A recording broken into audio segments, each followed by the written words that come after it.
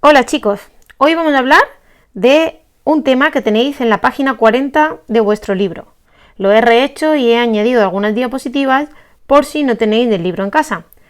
Estad atentos al vídeo porque al final de todo tendréis una tarea en esta misma página para poder completar con preguntas sobre lo que os voy a explicar.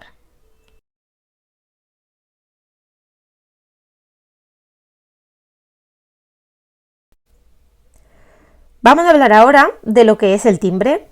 El timbre es una característica del sonido en general, pero también es un elemento de la música. Y es justamente como elemento de la música como lo vamos a tratar aquí. Es lo que nos permite diferenciar a un instrumento de otro. Cada instrumento tiene un timbre característico que hace que cuando escuchemos una pieza podamos decir que está sonando un piano, una guitarra, una flauta o un instrumento de percusión. El timbre tiene muchísima influencia en el resultado final de una obra musical. Tanto un compositor como un arreglista tienen que tener en cuenta que dependiendo del timbre que elijan, la obra tendrá un carácter u otro.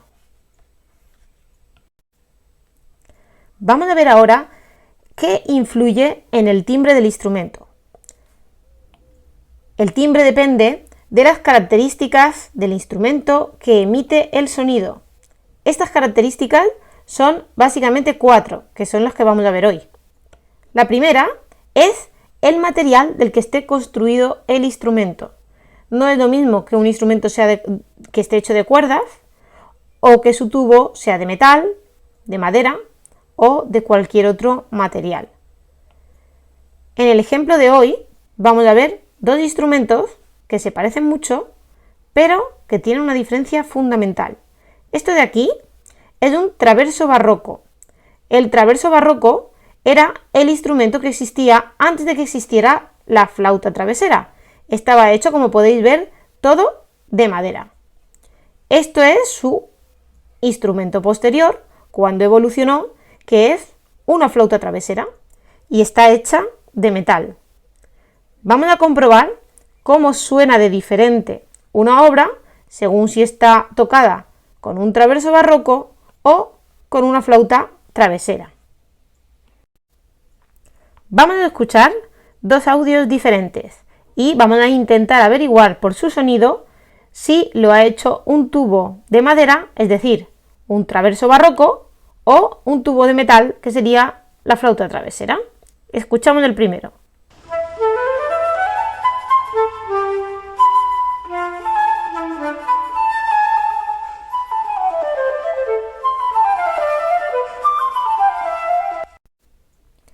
Ahora vamos a escuchar el segundo ejemplo.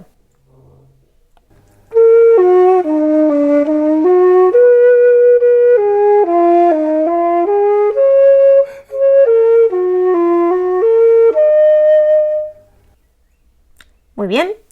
El primer ejemplo sería el de la flauta travesera. Si habéis sido capaces de distinguirlo, os habréis dado cuenta de que tiene un timbre mucho más brillante que el traverso barroco, que tenía un timbre algo más oscuro. Vamos a seguir con otra de las cualidades del sonido. Bien, la segunda característica, la que influiría sobre el timbre, es la forma en que el intérprete toca el instrumento. No es lo mismo tocar un instrumento frotando sus cuerdas que pulsándolas con las uñas, rasgueando como en la guitarra española, percutiendo, soplando, etc. Vamos a utilizar como ejemplo el violín. En el primer caso, la violinista está tocando con un arco. Y en el segundo caso, el violinista está empleando una técnica que consiste en pellizcar las cuerdas con el dedo. Se llama pizzicato. Vamos a escuchar dos audiciones y vamos a distinguir cómo cambia el timbre dependiendo de si la violinista toca con el arco o en pizzicato. Escuchamos el primer ejemplo.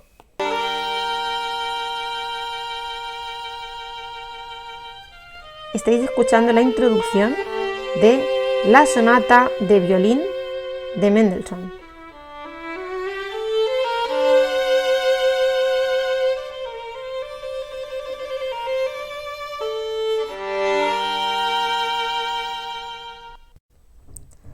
Ahora vamos a escuchar el segundo ejemplo.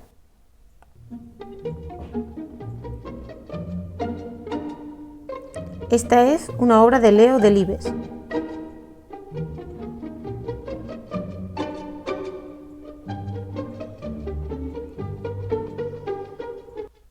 Muy bien. Supongo que todos habéis distinguido perfectamente que la primera obra, hemos dicho que era la sonata de Mendelssohn para violín, se tocaba con el arco.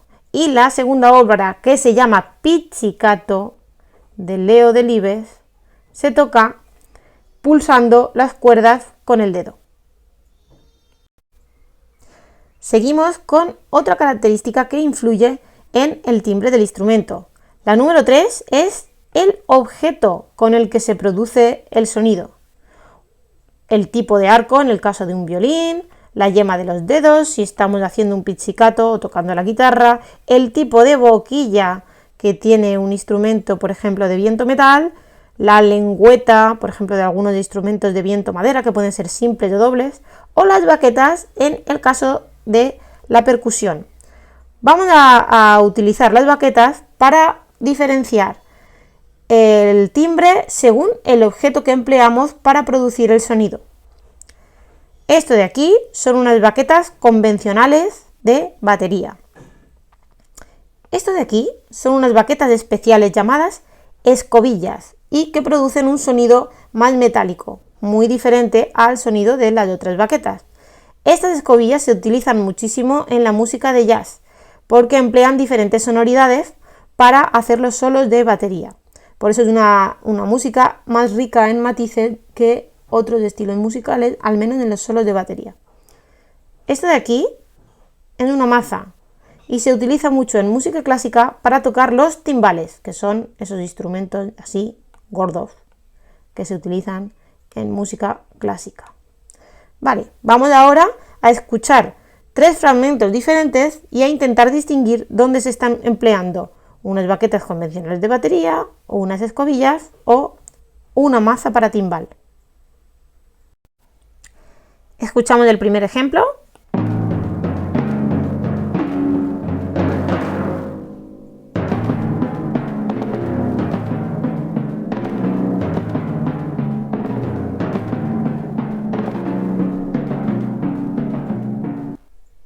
Comprobamos que tenía un sonido oscuro. Cuando digo oscuro me refiero a que no es un sonido brillante. Escuchamos ahora el segundo ejemplo.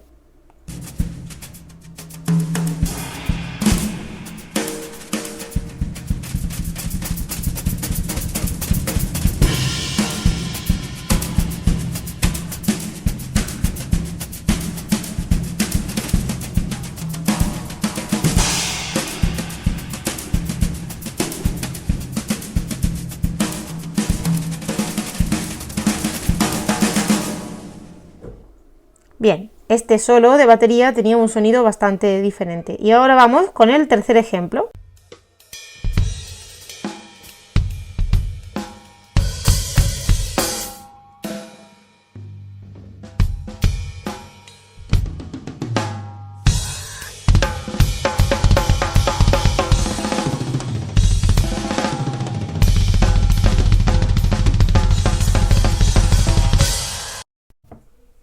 Seguro que todos habéis sido capaces de distinguir que en el caso del primer ejemplo, este de aquí, el ejemplo número 1, se trataba de los timbales, esos instrumentos grandes de la orquesta sinfónica que se tocan con 2 mazas con la cabeza de fieltro. En el caso número 2, se estaban empleando unas escobillas de jazz para hacer el solo, y en el caso número 3, se estaban empleando unas baquetas tradicionales de batería. Vamos ahora con la cuarta y última característica que puede influir en el timbre de un instrumento, y es su caja de resonancia. ¿Qué es la caja de resonancia? La caja de resonancia es lo que hace que se amplifique su sonido. En el caso del canto, la caja de resonancia sería nuestro tórax, porque es lo que hace que el sonido se expanda. En el caso del piano, que es el ejemplo que hemos elegido, la caja de resonancia es todo el armazón de madera del instrumento que hace que haya más sonido o menos sonido. Un gran piano de cola puede llegar a medir hasta 6 o 7 metros si es un piano de concierto, pero hay algunos más pequeños que pueden medir entre 2 y 4 metros, que serían los que se tienen en una casa, no muy grande. Esto es un piano de juguete. El piano de juguete tiene un mecanismo similar al piano vertical, es decir, tiene unos pequeños nacillos que accionan un pequeño xilófono que tiene en su interior, no es un instrumento electrónico.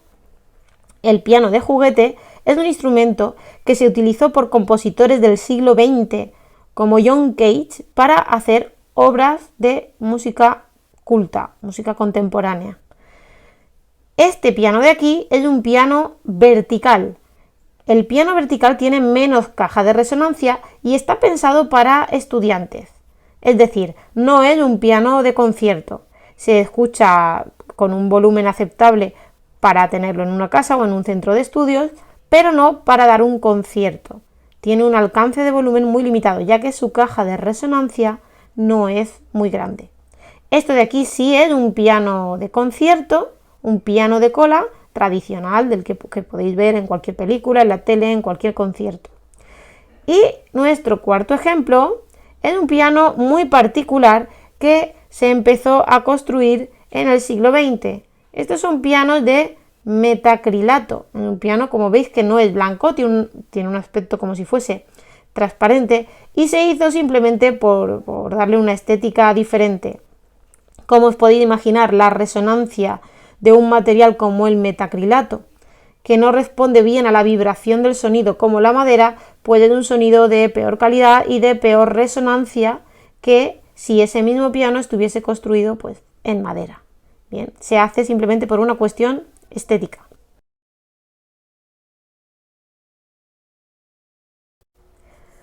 Vamos a escuchar ahora dos ejemplos. En uno de ellos suena un piano de juguete y en otro de ellos suena un gran piano de cola. Escuchamos el primer ejemplo.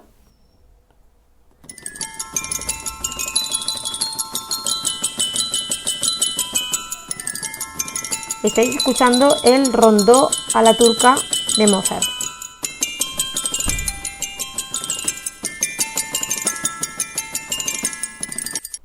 Y ahora escucharemos la misma obra musical interpretada por otro instrumento.